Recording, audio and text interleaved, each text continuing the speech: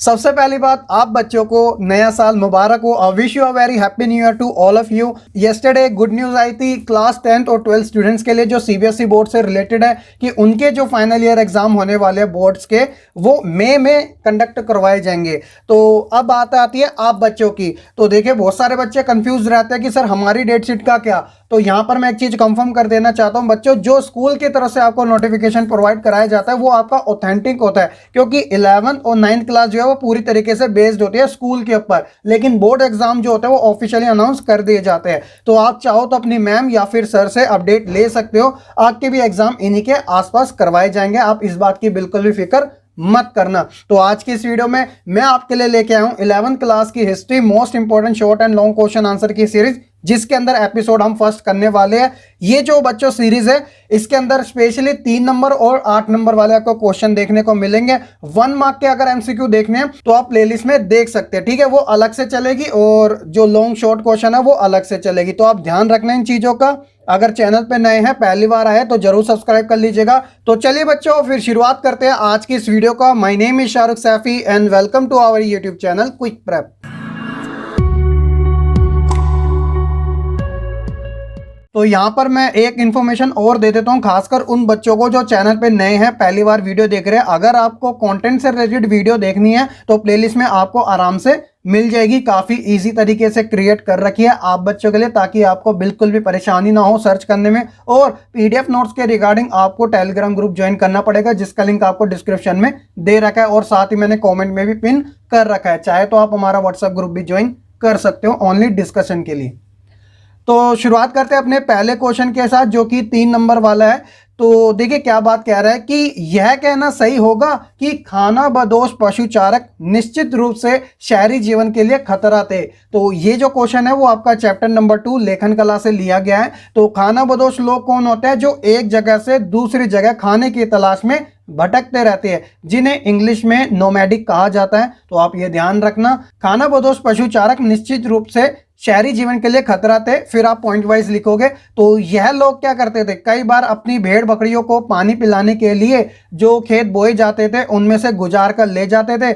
इनसे क्या होता था कि जो खेत होते थे उन्हें नुकसान पहुंचता था, और नुकसान होगा तो उत्पादन यानी जो प्रोडक्शन है वो कम हो जाता था। कभी कभी ये क्या करते थे, किसान के गांव पर हमला भी कर देते थे और उनका माल लूट ले जाया करते थे, क्योंकि उस समय ये चीजें चलते रहती थी। ये प्राचीन इतिहास की जो बात कर रहा है, ठीक है। और दूसरी ओर क्या होता था कि कभी कभी बस्ती में रहने वाले जो लोग होते थे ना, वह भी इनका रास्ता रोक देते थे और उन्हें अपने पशुओं को नदियां या फिर नहरों तक नहीं ले जाने देते थे। और इसका परिणाम क्या निकलता था कि उनके बीच झगड़े होने लग जाते थे। और वहीं खानाबदोश समुदाय के जो पशु जो थे वह ज्यादा अतिचरण करते थे, यानी कि ज्यादा चीजें ले गए। तो इससे क्या होता था कि जो भूमि होती थी वो बंजर हो जाती थी, उस पर घास है, फसल जो है वो सारी खराब हो जाएगी, भूमि बंजर हो जाएगी। तो बच्चों, इस कारण ये कहा जाता था कि खानाबदोश जो है वो पशुचारक निश्चित रूप से शहरी जीवन के लिए खतरा थे। तो ये आपको रीजन लिखने पड़ेंगे। 3 नंबर का क्वेश्चन है, मैंने 4 पॉइंट डाले हैं, आप पूरा लिखेंगे, आपको पूरे मार्क्स मिलेंगे, इसमें कोई डाउट नहीं है। आई होप कि आपको अच्छे से समझ भी आ चुका होगा। क्वेश्चन नंबर 2 है कि अब्बासी क्रांति से क्या अभिप्राय है? उमैद वंश के पतन तथा अब्बासी वंश की स्थापना के संदर्भ में इसकी जानकारी आपको देनी है। तो ये क्वेश्चन जो है ज्यादातर 3 मार्क्स में और 8 मार्क्स में दोनों में पूछ लिया जाता है। तो यहाँ पर मैंने आपको 8 मार्क्स के अकॉर्डिंग कराया है। अगर एग्जाम में 3 नंबर का आपसे पूछ लिया जाता है तो आप उस हिसाब से लिख सकते हो। और एक खास बात, जो प्रीवियस ईयर एग्जाम हुए थे उनमें यह क्वेश्चन पूछा जा भी चुका है, तो आपको इसकी अहमियत अच्छे से जरूर याद रखनी है। तो सबसे पहले अब्बासी क्रांति के बारे में जानते हैं। तो उमैद वंश को मुस्लिम राजनीतिक व्यवस्था के केंद्रीकरण के लिए भारी मूल्य चुकाना पड़ा था। दवा नामक आंदोलन ने उमैद वंश को उखाड़ फेंका और 750 एडी में यानी ईस्वी में उमैद वंश का स्थान जो था वह अब्बासी वंश ने ले लिया, और इसे ही अब्बासी क्रांति का नाम दिया गया। तो बच्चों, यहाँ पर एक बात आप याद रखना, 1 मार्क वाले क्वेश्चन के अंदर मैंने आपको यह बताया था कि किस आंदोलन की सहायता से या मदद से उमैद वंश को उखाड़ फेंका था। तो याद रखना, दवा नामक आंदोलन था, और इसी की वजह से उमैद वंश हार गया था और उसका स्थान जो था अब्बासियों ने ले लिया था। कहने का मतलब क्या था, 6ठी शताब्दी में इस्लाम जो था वो पूरी दुनिया में फैलने लग गया था। शुरुआत इसकी अरब से ही हुई थी। तो प्रोफेट मोहम्मद जो थे वह लोगों को संदेश दे रहे थे कि इस्लाम को अपनाओ। तो जब वह इस दुनिया से चले गए तो उनके बाद जो नींव रखी थी वो खलीफाओं ने रखी थी। 4 खलीफाओं के बारे में मैंने आपको बताया था। जब सभी खलीफा चले गए थे तो उनके बाद आया था उमैद वंश, और उमैद वंश के बाद जो स्थान लिया था वो अब्बासी क्रांति ने लिया था, और अब्बासी क्रांति के बाद जो स्थान लिया था वह सल्तनों ने लिया था। तो आपको ये क्रोनोलॉजिकल जो टर्म्स है वो अच्छे से याद रखनी है। तो मैंने इतनी जानकारी वैसे ही आपको चैप्टर के अंदर बता दी थी, ठीक है। अब हम बात करते हैं अब्बासी विद्रोह और उमैद वंश के पतन के बारे में। तो क्या था कि अब्बासियों का जो विद्रोह था पूर्वी ईरान में स्थित खुरासान में प्रारंभ हुआ था, और यहाँ पर जो था वो अरब ईरानियों की मिलीजुली संस्कृति देखने को मिलती थी। अरब सैनिक क्या थे कि मुख्य रूप से इराक से ही आए थे, उन्हें सीरियाई लोगों का प्रभुत्व पसंद नहीं था। तो सीरिया कहाँ पर है? जी हाँ, वो भी आपको खाड़ी कंट्री के अंदर देखने को मिलेगा। खुरासान के जो अरब नागरिक थे वह भी उमैद वंश से घृणा करते थे। इसके पीछे कारण ये था कि उन्होंने करों में छूट देने और विशेषाधिकार कर देने के जो वायदे किए थे उन्हें पूरा नहीं किया था। इसके कारण वह उनसे नफरत किया करते थे। दूसरी ओर वहां के जो ईरानी मुसलमान थे वह जातीय चेतना से ग्रस्त अरबों के तिरस्कार का शिकार उन्हें होना पड़ता था। उम्मत को बाहर निकालने के लिए वह किसी भी अभियान में शामिल होना चाहते थे, और यहीं से शुरुआत हुई थी अब्बासी क्रांति की सफलता की और उम्मैद वंश के पतन की। तो क्या था कि अब्बासी पैगंबर के चाचा अब्बास के वंशज थे। उन्होंने यह आश्वासन दिया था, भरोसा दिया था कि पैगंबर के परिवार का कोई मसीहा उन्हें उम्मैदों के जो दमनकारी शासन है उनसे मुक्त कराएगा। इस प्रकार उन्होंने सत्ता प्राप्त करने के प्रयास को वैध ठहराया, क्योंकि वो गलत तरीके से सत्ता को चला रहे थे। उनकी जो सेना का नेतृत्व था एक ईरानी दास ने किया था जिनका नाम था अबू मुस्लिम। तो आपको ये नाम याद रखना है। उन्होंने ही उम्मैद वंश के अंतिम खलीफा मारवान को जब नदी पर हुई लड़ाई में हरा दिया था, और इस प्रकार उम्मैद वंश का अंत हो गया और अब्बासी क्रांति सफल रही। तो ये 8 मार्क्स के अकॉर्डिंग मैंने आपको कराया। अगर 3 मार्क्स में आता है तो आप इसके अंदर जो लाइन है वो कट कर सकते हो। बहुत ही ज्यादा इजी है अगर आपको चैप्टर की अंडरस्टैंडिंग है तो, ठीक है बच्चों। क्वेश्चन नंबर 3 की बात करते हैं कि रोमन साम्राज्य के संदर्भ में प्रिंसिपेट से क्या अभिप्राय है और इसमें सम्राट तथा सैनिक की क्या स्थिति थी। तो ये क्वेश्चन 3 मार्क्स में ज्यादातर पूछा जाता है। अभी हाल ही फिलहाल में बहुत सारे जो बच्चे हैं उनके यूनिट टेस्ट में भी ये क्वेश्चन आ चुका है, काफी पॉपुलर है, कोई बड़ी बात नहीं है। तो सबसे पहले आपको यह पता होना चाहिए कि प्रिंसिपेट आखिरकार क्या है। तो प्रथम सम्राट, इनका आपको नाम याद रखना है, ऑगस्टस, ठीक है। तो इन्होंने 27 ईसा पूर्व में जो राज्य स्थापित किया था उसे प्रिंसिपेट कहा गया था, और प्रथम सम्राट ऑगस्टस ये वही थे जिनके काल को शांति का काल माना गया था।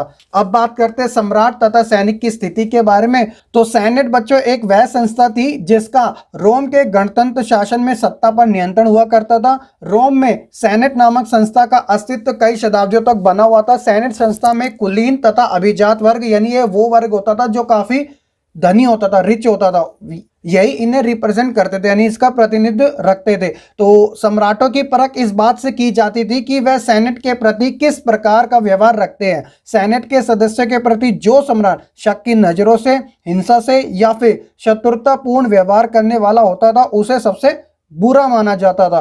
तो ये तो था बच्चों सम्राट और सैनिक की स्थिति रोमन साम्राज्य के संदर्भ में, और बताया मैंने आपको कि प्रिंसिपेट क्या है। तो एक प्रकार का राज्य था जो कि प्रथम सम्राट ऑगस्टस द्वारा स्थापित किया गया था। आई होप कि आपको अच्छे से समझ भी आ चुका होगा। क्वेश्चन नंबर 4 है कि फ्रांस के सर्फ और रोम के दास के जीवन की दशा की आपको तुलना करनी है। तो ज्यादातर एग्जाम में ये 3 मार्क्स का पूछा जाता है। तो देखिए सबसे पहले मैं आपको बताता हूँ फ्रांस के सर्फ के बारे में। तो फ्रांस के सर्फ अर्थात यानी जो कृषक दास हुआ करते थे, गुलाम, लॉर्ड की भूमि पर कृषि किया करते थे, इसलिए उनकी अधिकतर उपज भी लॉर्ड को ही मिला करती थी। उनसे बेगार भी ली जाती थी। बेगार मतलब बंधुआ मजदूरी। वह क्या करते थे, लॉर्ड की आज्ञा के बिना जागीर को नहीं छोड़ सकते थे। सर्फ जो थे वे केवल अपने लॉर्ड की चक्की में ही आटा पीसा करते थे और उनके ही तंदूर में रोटी खा सकते थे। साथ ही लॉर्ड को उनका विवाह तय करने का भी अधिकार हुआ करता था। तो ये तो दशा थी फ्रांस के सर्फों के साथ। वहीं बात करते हैं रोम के दासों की, तो रोम के दासों का जीवन बहुत ही ज्यादा कठोर हुआ करता था। उन्हें कई घंटों तक लगातार काम करवाया जाता था, साथ ही उन्हें समूह में बेड़ियों में जकड़ कर रखा जाता था ताकि वह भाग ना जाए। यहां तक कि सोते समय भी उनकी बेड़ियां नहीं खोली जाती थी, यानी जो जंजीरें होती है ना पैरों में बांध दी जाती है, जी हाँ वही। तो उन्हें अधिक से अधिक बच्चे पैदा करने के लिए उत्साहित भी किया जाता था, क्योंकि उनके बच्चे भी बड़े होकर दास बने और उनके अंडर में काम करें। लेकिन यहाँ पर कुछ दास ऐसे भी थे जो आजाद हुआ करते थे और उनका जो जीवन था वह बेहतर हुआ करता था। तो बच्चों ये थे फ्रांस के सर्फ और रोम के दास के जीवन की दशा की तुलना। आई होप कि आपको अच्छे से समझ भी आ चुकी होगी।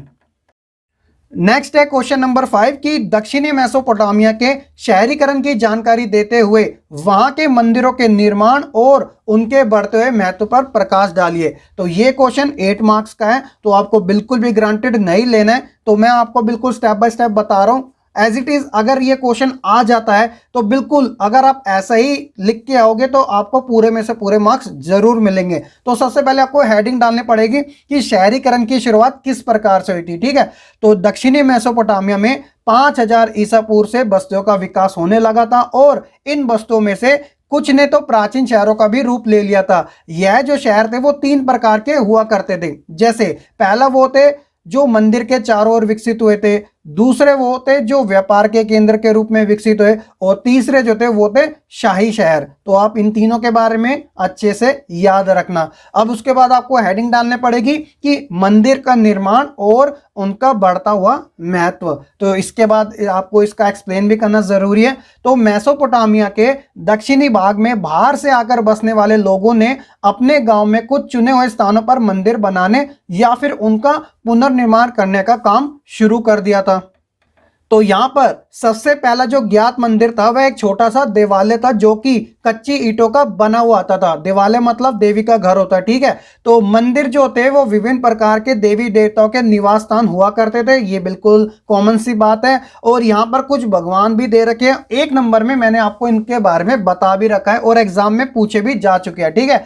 तो उर जो थे वो चंद्र देवता थे, इन्नाना जो थी वह प्रेम एवं युद्ध की देवी हुआ करती थी। तो आपको इनके दोनों के नाम अच्छे से याद रखना जरूरी है। अब बात करते हैं मंदिरों के स्वरूप के बारे में, उनका स्ट्रक्चर किस प्रकार का हुआ करता था। तो देखिए मंदिर जो थे वो ईंट से बनाए जाते थे, काफी कॉमन सी बात है। समय के साथ इनका आकार और बढ़ता गया क्योंकि उनके खुले द्वार आंगन के चारों ओर कई कमरे बने होते थे। कुछ प्रारंभिक मंदिर यानी कि जो शुरुआती मंदिर थे वह घरों जैसे ही होते थे। मंदिर की बाहरी दीवारें कुछ विशेष अंतराल के बाद भीतर और बाहर की ओर मुड़ जाती थी, यानी डिजाइन वाली। लेकिन यहाँ पर एक डिफरेंट ये भी देखने को मिलता था कि जो साधारण घर की दीवारें होती थी वहां पर यह विशेषता नहीं देखने को मिलती थी। देवता पूजा का केंद्र बिंदु होते थे। लोग देवी देवताओं को अन्न, दही, मछली अर्पित किया करते थे और आराध्य देव सैद्धांतिक रूप से खेती, मत्स्य क्षेत्र और स्थानीय लोगों को पशुधन का स्वामी माना जाता था। तो ये सारी चीजें आस्था के साथ जुड़ी होती थी। और लास्ट हेडिंग आपको डालनी पड़ेगी मंदिरों के बढ़ते हुए कामकाज यानी कि क्रियाकलाप, एक्टिविटीज। तो इसमें क्या हुआ कि समय बीतने के बाद मंदिरों ने अपने कामकाज बढ़ा दिए।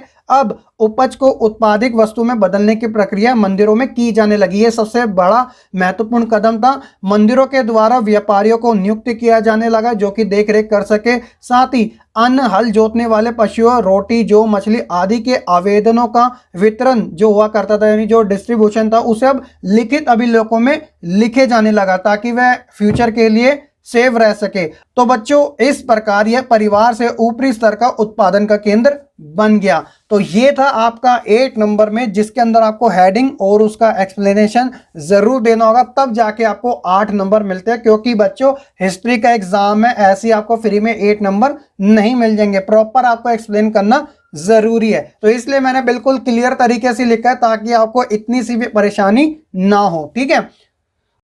क्वेश्चन नंबर 6 है कि यूरोप में मुद्रण प्रौद्योगिकी यानी कि प्रिंटेड जो टेक्नोलॉजी थी ना, छापे वाली, उसका विकास कब हुआ था और इसका क्या महत्व था। तो अभी हाल फिलहाल में चैप्टर नंबर 7 कराया था, बदलती हुई सांस्कृतिक परंपरा, उसके अंदर ये टॉपिक आया था। तो देखिए सबसे पहले आपको हेडिंग डालने पड़ेगी छोटी सी, यूरोप में मुद्रण प्रौद्योगिकी। अब उसके बारे में आपको एक्सप्लेन करना पड़ेगा कि यूरोप में 16वीं शताब्दी में क्रांतिकारी मुद्रण प्रौद्योगिकी का विकास हुआ। तो सबसे पहले 16th सेंचुरी आपको ये पता चला। इसके लिए जो यूरोपीय लोग थे ना, वह चीनी और मंगोल शासकों के ऋणी थे, यानी कि कर्जदार थे। क्योंकि आप जानते हैं कि कागज का जो आविष्कार था सबसे पहले चीन के अंदर हुआ था। तो यूरोपीय लोग जब अपनी यात्रा करने के लिए चीन गए थे तब उन्हें इस टेक्नोलॉजी के बारे में पता चला था। ठीक है, इससे पहले क्या होता था कि किसी ग्रंथ की कुछ हस्तलिखित प्रतियां ही होती थी, लेकिन 1455 में जर्मन मूल के जोहानेस गुटेनबर्ग ने पहले छापेखाने का निर्माण किया और इनकी कार्य क्षमता में बाइबल, जो कि ईसाइयों की धार्मिक ग्रंथ है, उसमें 150 से ज्यादा प्रतियां छपी। तो आप समझ रहे हो, पहले एक भी नहीं हो पा रहा था, अब 150 से ज्यादा हो पा रही है, क्योंकि ये सारा कमाल था प्रिंट टेक्नोलॉजी का। ठीक है, इससे पहले इतने समय में कोई भी धर्म भिक्षु यानी जो मोंग था वह बाइबल की केवल एक ही प्रतियां लिख पाता था। अब बात करते हैं इसके महत्व की। तो देखिए बच्चों, मुद्रित पुस्तकें जो थी उपलब्ध होने से छात्रों को केवल अध्यापकों के व्याख्यानों से बने जो नोट्स होते थे उनके ऊपर डिपेंड नहीं रहना पड़ता था। पुस्तकें जो थी वो सैकड़ों में उपलब्ध होने लगी, बाजार में पुस्तकों की मात्रा बढ़ने लगी, पाठकों की संख्या में बड़ी बढ़ोतरी देखने को मिली, लोगों को पढ़ने की आदतें बनी। इस प्रकार क्या हुआ कि जो मानववादी विचार थे उनका व्यापक स्तर पर यानी कि बड़े लेवल पर प्रचार प्रसार होने लगा। तो ये था बच्चों मुद्रण प्रौद्योगिकी के बारे में A to Z जानकारी। आई होप कि आपको अच्छे से समझ भी आ चुकी होगी। क्वेश्चन नंबर 7 है कि परिवर्ती पूरा काल से क्या अभिप्राय है और इस अवधि में रोमन साम्राज्य में कौन कौन से धार्मिक तथा प्रशासनिक परिवर्तन देखने को मिले। तो ये जो क्वेश्चन है वो 3 मार्क्स में और 8 मार्क्स में किसी में भी आपसे पूछा जा सकता है। तो आपको मार्क्स के अकॉर्डिंग इसका आंसर देना पड़ेगा। तो सबसे पहले बच्चों, परिवर्ती पूरा काल शब्द का जो प्रयोग है वह रोमन साम्राज्य के लिए और 4वीं शताब्दी के इतिहास के लिए किया जाता था। यह समय अनेक सांस्कृतिक तथा आर्थिक हलचलों से भरा हुआ था। इस काल में रोमन साम्राज्य में निम्नलिखित धार्मिक और प्रशासनिक परिवर्तन हुए थे। अब सबसे पहले हम बात करते हैं धार्मिक परिवर्तनों की। 4वीं शताब्दी में सम्राट कॉन्स्टेंटाइन ने ईसाई धर्म को राजधर्म बनाया और इसके बाद राज्य का तेजी से ईसाईकरण होने लगा। 7वीं शताब्दी में इस्लाम का उदय होने लगा। यह धर्म भी काफी तेजी से लोकप्रिय हुआ। जब मैंने आपको रोमन साम्राज्य के बारे में बताया था तो अगला ही लेसन आपका इस्लाम धर्म के उदय से संबंधित था। तो ये तो थे धार्मिक परिवर्तन।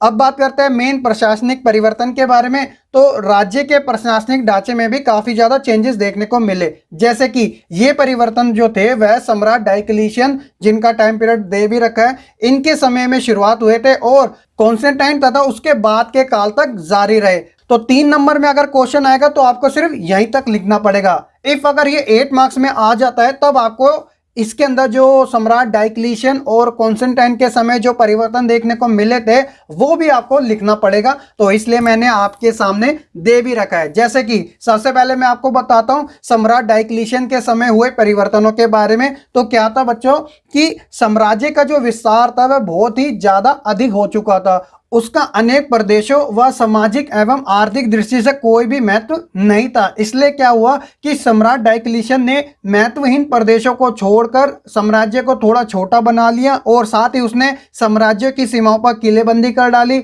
उनके प्रांतों का पुनर्गठन कर दिया। साथ ही एक महत्वपूर्ण बदलाव यह भी किया कि उन्होंने सैनिक और असैनिक जो कार्य थे उन्हें अलग अलग कर दिया और जो सेनापति थे उन्हें अधिक सहायता प्रदान की गई। इससे क्या हुआ कि सैन्य अधिकारी और ज्यादा शक्तिशाली हो गए। तो ये जो परिवर्तन थे वह सम्राट डायक्लिशियन के समय देखने को मिले थे। अगर बात करें अब सम्राट कॉन्स्टेंटाइन के समय हुए परिवर्तन की, तो सबसे पहले एक चीज तो मैं आपको यह बता देता हूं कि ये वही थे जिन्होंने सोलिडस नाम का सिक्का चलाया था सोने का। ठीक है, तो आपको ये याद रखना है। तो सम्राट कॉन्स्टेंटाइन ने कुस्तुनतुनिया का निर्माण कराया और इसे साम्राज्य की दूसरी राजधानी बनाई। आज के समय में इसका जो नाम है इस्तांबुल के नाम से जाना जाता है। तो आपको ये भी पता होना चाहिए। तो ये जो राजधानी थी वो तीनों ओर समुद्र से घिरी हुई थी। नई राजधानी के लिए सेनेट की आवश्यकता थी, तो इसलिए 4वीं शताब्दी में शासक वर्गों का काफी तेजी से विस्तार भी हुआ। तो ये था बच्चों पूरा का पूरा परिवर्ती पूरा काल। आई होप कि आपको अच्छे से समझ भी जरूर आ चुका होगा। क्वेश्चन नंबर 8 है कि मेसोपोटामिया के उर नगर की मुख्य विशेषताएं बतानी है। तो मेरे अकॉर्डिंग तो आप में से ऐसे बहुत बच्चे हैं जिन्हें इसके बारे में पता रहता है और ये काफी पॉपुलर क्वेश्चन भी है। 3 नंबर 8 नंबर दोनों में पूछा जाता है। तो यहाँ पर मैंने 8 मार्क्स के अकॉर्डिंग कराया है। तो आप जानते हैं ना, अगर 3 नंबर में आएगा तो आपको 3 पॉइंट लिख देने यानी उसके एक्सप्लेनेशन के साथ। तो देखिए सबसे पहले उर नगर की मुख्य विशेषताओं में वो है टेढ़ी मेढ़ी तथा संकरी गलियां। तो इसमें क्या बात की गई है कि नगर में टेढ़ी मेढ़ी तथा संकरी गलियां पाई गई, तो इससे यह पता चलता है कि वहां के अनेक घरों तक पहिए वाली जो गाड़ियां थी ना वह पहुंच ही नहीं सकती थी, क्योंकि एक तो गली टेढ़ी मेढ़ी थी, ऊपर से संकरी थी, यानी कि काफी नैरो थी, पतली थी। और यह भी बात की गई है कि अनाज के बोरे और ईंधन के गट्टे लाद कर घरों तक ले जाया जाता था, क्योंकि वाहन जो थे वो तो अंदर पहुंच ही नहीं सकते थे, तो इसलिए उन्हें लाद कर ले जाया जाता था। दूसरे पॉइंट की बात करें जल निकासी की, तो जल निकासी की नालियां और मिट्टी की नलिकाएं उर नगर के घरों के भीतरी आंगन में पाई गई है। इससे यह पता चलता था कि घरों की छतों का जो ढलान था वह भीतर की ओर होता था, यानी इनसाइड होता था, और इससे यह होता था कि वर्षा के पानी निकास नालियों के द्वारा भीतरी आंगन में बने हौज में इसे ले जाया जाता था। हौज आप जानते हो ना, एक प्रकार का कुआं कह सकते हो, गांव में ज्यादा देखने को मिलते हैं। तीसरा है घरों की सफाई। तो इसमें क्या होता था कि लोग अपने घरों की सफाई के बाद जो कूड़ा कचरा थे वह गलियों में डाल देते थे। इससे यह होता था कि आने जाने वाले लोगों के पैर के नीचे वो कूड़ा आते रहता था, और बाहर कूड़ा डालते रहने से गलियों की जो सतह थी ना वह ऊंची उठ जाती थी, क्योंकि जो मलबा है वो तो जमीन में धंस जाता था, तो जमीन ऊपर को उठ जाती थी। तो इससे ये होता था कि कुछ समय के बाद घर की जो दहलीज होती थी ना उसे भी ऊंचा उठाना पड़ता था, ताकि वर्षा के बाद गली का जो कचरा है वो बहकर गली में ना आ जाए। तो आप समझ रहे हो कितनी बेहुदा वाली बेवकूफ वाली हरकतें कर रहे थे। चौथा है कि खिड़कियों का अभाव, यानी खिड़कियां नहीं होती थी। तो इसमें यह बात की गई है कि कमरों में खिड़कियां नहीं होती थी, जो प्रकाश यानी जो सूर्य की किरणें होती थी ना वह आंगन में खुलने वाले दरवाजे से होकर कमरे में आ जाया करते थे। और एक खास है वो है शवों को दफनाना। तो उर नगर वासियों के लिए कब्रिस्तान भी था, जिसमें शासक के साथ जन संधारण की समाधियां पाई गई है। परंतु एक खास बात इसके अंदर यह देखने को मिली कि जो कुछ लोग थे ना वह घर के फर्शों के नीचे भी दफनाए जाते थे। और अब बात करते हैं अपने लास्ट पॉइंट की, जो सबसे इंपॉर्टेंट भी है, घरों के बारे में अंधविश्वास। तो इसमें क्या था, घर की दहलीज ऊंची उठी हो तो धन दौलत लाती है, यदि सामने वाला दरवाजा किसी दूसरे के घर की ओर खुला हो तो वह सौभाग्य लाता है। और तीसरा है, यदि घर का लकड़ी का मुख्य दरवाजा बाहर की ओर खुला हो तो पत्नी जो है अपने पति के लिए यंत्रणा यानी कि टॉर्चर का कारण बनती है। तो ये थे घरों के बारे में अंधविश्वास, जो कि बिल्कुल ही समझ से बाहर है, लेकिन क्या करें, अंधविश्वास इन्हीं चीजों को तो बोला जाता है। ठीक है बच्चों, तो मैंने 8 नंबर के अकॉर्डिंग आपको पॉइंट के हिसाब से एक्सप्लेन भी किया, ताकि एग्जाम में अगर 8 नंबर में आ जाए तो आप ये प्रॉपर पूरा लिख के आना। ठीक है। क्वेश्चन नंबर 9 है कि मेसोपोटामिया में लेखन कला का विकास कैसे हुआ था। तो ये वाला मैंने आपको अच्छे से समझाया था जब आपको चैप्टर बताया था। तो ज्यादातर ये क्वेश्चन 3 नंबर में पूछा जाता है, लेकिन कभी कभार 8 मार्क्स में भी पूछ लिया जाता है, तो इसलिए मैंने 8 नंबर के अकॉर्डिंग ही आपको ये करवाया है। तो क्या बात की गई है कि जो बोले जाने वाली ध्वनियां होती थी, जिसे हम साउंड कहते हैं, को लिखने के लिए जो संकेत या फिर चिन्ह निश्चित किए जाते थे उन्हें लिपि कहा जाता था। ये आप अच्छे से जानते ही होंगे। मेसोपोटामिया में जो पहली पट्टिकाएं पाई गई थी वह लगभग 3200 ईसा पूर्व की है, और खासकर उनमें चित्र जैसे चिन्ह और संख्या दी गई है। बैल, मछलियां, रोटियां आदि की लगभग 500 से ज्यादा सूचियां यहाँ पर देखने को मिली, जो वहां के दक्षिणी शहर के मंदिरों में आने वाली और वहां से बाहर जाने वाली चीजों की होगी। तो स्पष्ट ये है कि लेखन कार्य तभी शुरू हुआ होगा, ऐसा इतिहासकार अनुमान लगाते हैं। जब समाज को अपने लेन देन का स्थायी हिसाब किताब रखने की जरूरत पड़ती थी तब वह ये काम किया करते थे, ताकि फ्यूचर के लिए चीजों को बचाया जा सके कोई लिखित तौर पर। शहरी जीवन में लेन देन जो था वो अलग अलग होते थे, उन्हें करने वाले भी कई लोग होते थे, और साथ ही सौदा भी कई प्रकार का हुआ करता था। मेसोपोटामिया के जो लोग थे वह मिट्टी की पट्टिका के ऊपर लिखा करते थे। जैसे लिपि जो होती थी वो चिकनी मिट्टी को पहले गीला करते थे, फिर उसे गूंदते थे और उसके बाद थाप कर एक ऐसा आकार की पट्टिका का रूप देते थे ताकि वह आसानी से अपने हाथ में पकड़ सके और काफी सावधानी पूर्वक उसकी सतह को चिकना बना सके। और उसके बाद जो प्रोसेस होता था वो था सरकंडे की तिल्ली की तीखी नोक से वह उसमें नम चिकनी मिट्टी सतह पर कीलाकार चिन्ह यानी जिसे यूनिफॉर्म कहा जाता है वो बना दिया करते थे। तो यहाँ पर बात आती है सरकंडे की तीली की, तो मैंने आपको बताया था जब चैप्टर समझाया था, तो एक प्रकार की ये बांस होती है जो कि टोकरी बनाने के लिए ज्यादा इस्तेमाल की जाती है, और भी इसके अलग अलग इस्तेमाल है। जब ये पट्टी कहीं धूप में सूख जाती थी तो क्या हो जाती थी, काफी कठोर हो जाती थी, हार्ड हो जाती थी और मिट्टी के बर्तनों जैसी मजबूत बन जाया करती थी। जब उनके ऊपर कुछ लिखा हुआ हिसाब जैसे धातु के टुकड़े सौंपने का हिसाब हो गया, असंगत या गैर जरूरी हो जाता था तो उस पट्टिका का कोई काम नहीं होता था, तो उसे बाद में फेंक दिया जाता था। तो ओवरऑल अगर बात की जाए तो इस तरीके से मेसोपोटामिया सभ्यता के अंदर लेखन कला का विकास देखने को मिला था। आई होप कि आपको अच्छे से जरूर समझ आ चुका होगा। अगर नहीं आया ना तो आप चैप्टर जरूर देख लेना, उसके अंदर काफी डीपली विद एग्जाम्पल के थ्रू मैंने आपको बताया गया ताकि आप अच्छे से समझ सको। क्वेश्चन नंबर 10 है कि रोमन साम्राज्य के इतिहास के मुख्य स्रोतों का वर्णन करना है। तो काफी सिंपल सा है, 3 नंबर में पूछा जाता है सिर्फ। तो देखिए, सबसे पहला है पाठ्य सामग्री। तो इसमें समकालीन व्यक्ति द्वारा लिखा गया उस काल का इतिहास, पत्र, व्याकरण, प्रवचन, कानून इत्यादि शामिल हुआ करते थे। समकालीन व्यक्ति के द्वारा लिखे गए इतिहास को वृक्ष वृत्तांत कहा जाता था क्योंकि ये हर वर्ष लिखा जाता था। सिंपल सी बात है। दूसरा है दस्तावेज, जिसे डॉक्यूमेंट कहा जाता है। तो दस्तावेजों में मुख्य रूप से अभिलेख जो थे वो पापायरस तथा पत्थरों पर लिखी गई पांडुलिपियों में शामिल थे।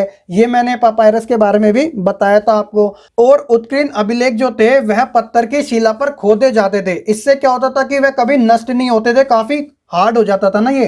परिणाम क्या हुआ कि बहुत बड़ी संख्या में यूनानी तथा लातिनी भाषा में ये पाए भी गए इतिहासकारों को।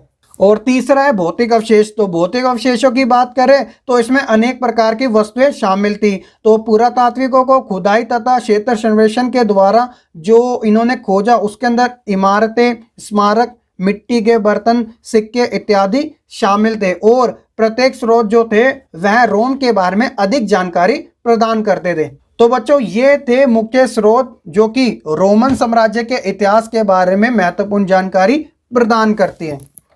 तो बच्चों, ये थे हमारे फर्स्ट एपिसोड से related most important question answer की सीरीज, जो कि शॉर्ट क्वेश्चन और लॉन्ग क्वेश्चन से रिलेटेड थे।